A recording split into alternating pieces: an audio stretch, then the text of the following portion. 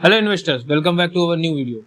आज के इस वीडियो में हम बात करने वाले हैं मिड कैप कैटेगरी या फिर मोतीलाल ओसवाल के फंड के विषय में कि ये फंड इतना ज़्यादा गिरावट क्यों बना रहा है, क्यों इतना ज़्यादा गिर रहा है, कारण क्या है। तो सब कुछ समझेंगे इस वीडियो में। वीडियो को ध्यान से देखिएगा। शुरू करता हूँ मैं आज का वीडियो। मोतीलाल ओसवाल, आपने देखा होगा इसकी जो भी स्कीम चलती हैं, चाहे वो टैक्स सेवर ईएलएसएस फंड हो गया या फिर फ्लेक्सी कैप कैटेगरी हो गई या फिर जो इसकी सबसे बेस्ट परफॉर्मर है मिड कैप कैटेगरी, सभी में आजकल गिरावट बनी हुई है। अब इसका कारण मार्केट की वॉलीटिलिटी को भी हम कह सकते हैं। मार्केट में जो इस समय चल रहा है, इंडिया पाक वॉर जो यहाँ पे चल रहा था, उसका कारण भी हम मान सकते हैं इस गिरावट को। लेकिन क्या अब इसमें इन्वेस्ट करना आपके लिए अच्छा नहीं है? क्या ये फंड आपके लिए अब बेहतरीन फंड नहीं बचा है कि आपको रिटर्न कमा के दे? कहीं इसमें आपका पैसा डूब तो नहीं जाएगा?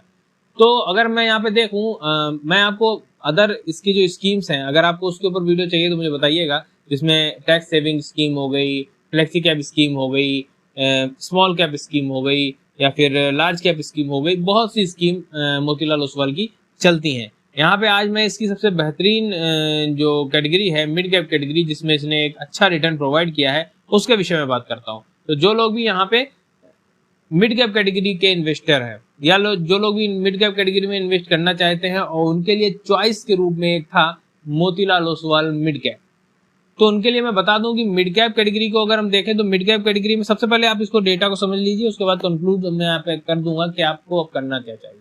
डेटा आप देख लीजिए। यहाँ पे डेटा अगर आप देखते हैं Motilal Oswal mid cap fund direct plan growth का, तो यहाँ पे फंड साइज आप सबको पता है मोतीलाल ओसवाल यहाँ पे हो जाता है। फरवरी 2014 में ये फंड शुरू हुआ है।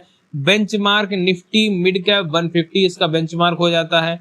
और जब से ये फंड लॉन्च हुआ है तब से अभी तक इसने 23.73 का रिटर्न प्रोवाइड किया है। मैंने अभी आपसे कहा कि मिड कैप कैटेगरी में सबसे अच्छा परफॉर्मेंस अभी तक का मोतीलाल ओसवाल का देखने को मिला, वो आपके सामने यहाँ पे दिख रहा है कि एक अच्छा रिटर्न इसने अभी तक प्रोवाइड किया है।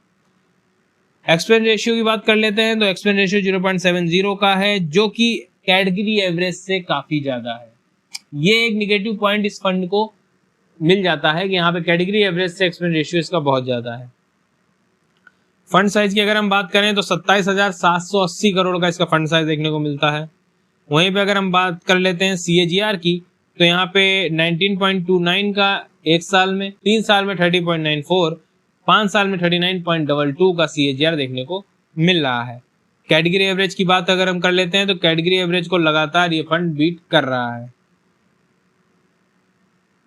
अब यहाँ पे बात आ जाती है इनके रिस्क रेशियोज की। ये मैं यहाँ पे आपके सामने रख रहा हूँ, जिसमें अगर आप देखें ये लास्ट 3 साल के यहाँ पे कैलकुलेटेड रिस्क रेशियोज हैं। स्टैंडर्ड डेविएशन बेहतर नहीं है, बीटा सही है, शार्प रेशियो सही है, टेन्योर रेशियो सही है, अल्फा सही है और रिटर्न वाइज भी रेशियो सही है। वॉलीटिलिटी बहुत ज़्यादा नहीं है, वॉलीटिलिटी एक एवरेज वॉलीटिलिटी है।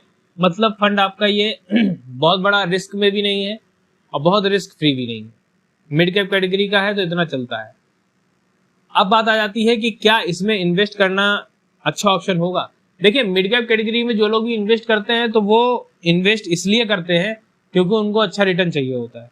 वो रिस्क लेना चाहते हैं तो वो मिड कैप कैटेगरी में जाते हैं, ज्यादा रिस्क लेना चाहेंगे तो स्मॉल कैप कैटेगरी में जाएंगे।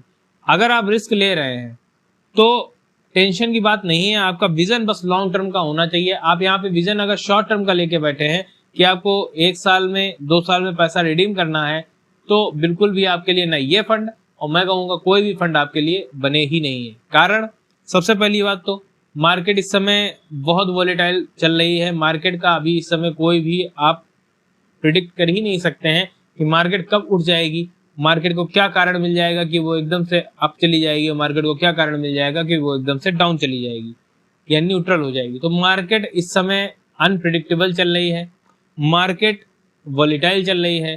तो अगर आपका गोल लॉन्ग टर्म का नहीं है तब आप यहाँ पे सरवाइव नहीं कर पाएंगे, तब आप यहाँ पे अपना पैसा नहीं बना पाएंगे, वेल्थ नहीं क्रिएट कर पाएंगे। आपका विजन ऑलवेज मिनिमम 5 साल का तो होना ही चाहिए। लॉन्ग जितना आप खींच सकते हैं उतना आपके लिए बेटर होगा। तो अगर आप 5 साल का विजन लेके चलते हैं तो एक बेहतरीन फंड आपके पास है जिसमें आप इन्वेस्ट कर रहे हैं, वो है Motilal Oswal mid cap fund.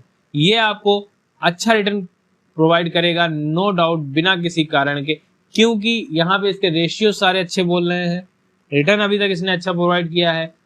थोड़ा सा वॉलेटिलिटी की वजह से थोड़े से यहाँ पे जो रिस्क रेशियोज है वो जो बता रहे हैं उसके मुताबिक अगर हम देखें तो ये यहाँ पे गिरावट देखने को मिली। दूसरा, मोतीलाल ओसवाल में कई ऐसे यहाँ पे लांछन लगे, कई ऐसे एलिगेशन लगे जिसके कारण भी यहाँ पे रिटर्न में फर्क देखने को मिल रहा है।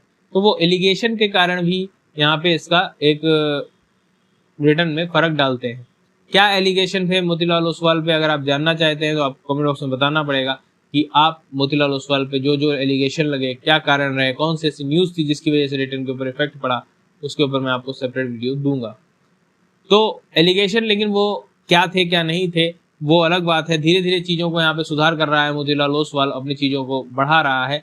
तो आने वाले समय में रिटर्न आपको अच्छा मिलेगा। आप यहाँ पे एग्जिट मत करिए, एग्जिट कर देंगे, रिडीम कर लेंगे तो नुकसान सिर्फ आपका होगा और यहाँ पे कुछ भी नहीं होने वाला है। वेल्थ आपको क्रिएट करने को मिलेगी, लेकिन अगर आप लॉन्ग टर्म तक यहाँ पे टिके रहते हैं तो मोतीलाल ओसवाल अच्छा फंड है, मिड कैप कैटेगरी का बेहतरीन फंड है। ये सारी चीज़ें अच्छी हैं इसमें। अगर आप लॉन्ग टर्म के लिए इन्वेस्ट करना चाहते हैं तो बेहतरीन चॉइस है, आप इन्वेस्ट कर सकते हैं। शॉर्ट टर्म के लिए इन्वेस्ट मत करिए क्योंकि मार्केट का कोई भरोसा नहीं है। आपका पैसा यहाँ पे डाउन ट्रेंड में भी जा सकता है, डूबेगा नहीं लेकिन पैसा फंस सकता है। आप रिडीम करना चाहें तो रिडीम नहीं कर पाएंगे। आपने 1 लाख डाला, 1 लाख के बाद वो 90,000 रह गया, 10,000 गिर गया तो रिडीम करने का मतलब नहीं बनेगा। इस वजह से शॉर्ट टर्म के लिए इन्वेस्ट मत करिए, लॉन्ग टर्म के लिए इन्वेस्ट करिए तो आप अच्छी वेल्थ क्रिएट कर पाएंगे।